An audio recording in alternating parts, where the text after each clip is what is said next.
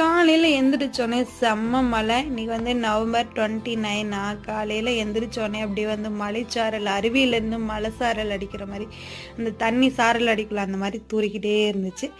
சரின்ட்டு அந்த தூரலோட தூரெலாம் எக்ஸசைஸ் பண்ணிவிட்டு கருப்பு கவுனி அரிசியில் புட்டு மாவு பண்ணலாம் அப்படின்னு சொல்லிட்டு ரெடி பண்ணிக்கிட்டு இருந்தேன்.